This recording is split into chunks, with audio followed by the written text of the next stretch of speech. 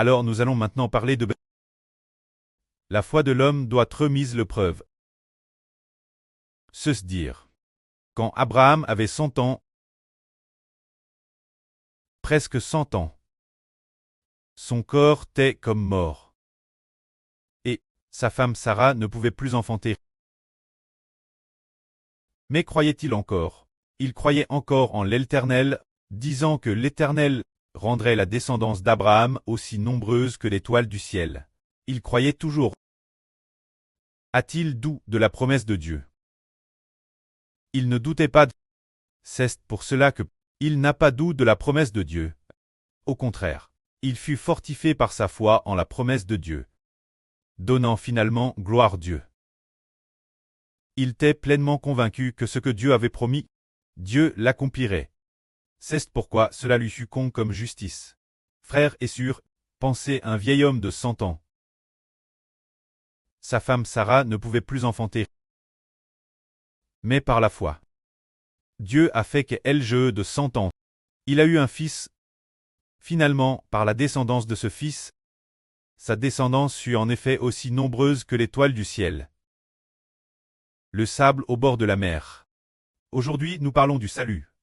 Pourquoi parler d'une descendance nombreuse comme le sable au bord de la mer? Et l'étoile du ciel, c'est le salut. Le salut est comme sauver la descendance spirituelle d'Abraham. Aussi nombreuse que l'étoile du ciel. Le sable au bord de la mer, c'est l'évangile, qui doit sauver les gens, pour que la descendance d'une personne, sa descendance soit aussi nombreuse que l'étoile du ciel. Le sable au bord de la mer. Cette personne est l'Abraham du Nouveau Testament, l'Isaac du Nouveau Testament, le Jacob du Nouveau Testament. En fait, elle, Abraham, l'Isaac et le Jacob du Nouveau Testament sont la madame personne. Cette personne est le frère Ashbert, en raison de l'obtention de multiples identités. Alors, tout comme Abraham TDGG, il ne doutait toujours pas de la promesse de Dieu. Tout comme Dieu avait promis Abraham en disant « Elle veut les yeux vers le ciel, compte l'étoile dans le ciel. Peux-tu les compter ?» Le précleste a dit « Ainsi sera ta descendance l'avenir. » Il a promis Abraham. Alors le précleste promettra aussi au frère Ashbert, disant « Le précleste promettra que le frère Ashbert sera le près de la terre, le près du royaume des cieux. Toute l'humanité est constituée des enfants du frère Ashbert. » Et a dit que travers YouTube il obtiendrait un quart de l'humanité. Bien que nos frères et sœurs ne soient pas nombreux maintenant. Mais est-ce que le frère Ashbert cause de « Nous avons publié tellement de vidéos, et madame, il y a un compte pour louer Papa Jova. » Ce compte est publié par le frère Benjamin. Il y a plus de 2000 vidéos, mais nous n'avons obtenu que moins de 130 personnes. Il semble que ce soit 129 personnes. Allons-nous alors douter de la promesse de Dieu? Pas le moindre doute. Haha, pas le moindre doute. Si les frères et sœurs continuent de télécharger et que personne ne regarde, les frères et sœurs arrêteront-ils de télécharger pour autant? Non. Abraham a attendu tout le temps. Attendu, jusqu'à ce que ses cheveux deviennent blancs. Son souffle était tout blanc. Il a continué. Attendre, il devait attendre. Se dire. La foi réside en cela.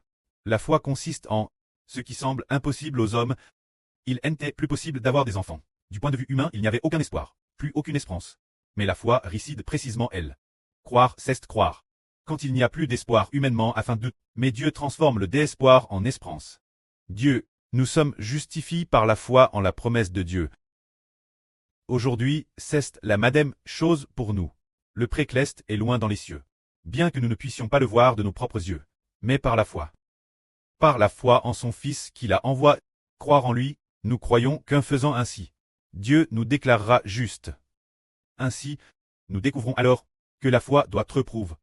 Croire malgré l'épreuve, même de la justice, cette foi du frère Héber, et devenir juste. Frères et sœurs, les frères et sœurs ont courageusement quitté leur pays. Ils sont partis par la foi. Ne sont-ils pas aussi déclarés justes par Dieu? Les anges vont applaudir. Les anges vont applaudir. Se dire que la surpleine de Grèce est arrivée Guangzhou hier soir. Le frère Héber pense que le précleste va approuver. Le Seigneur Jésus va applaudir. Tous les anges vont pousser des cris de joie. Ah ah. Pour quelle raison?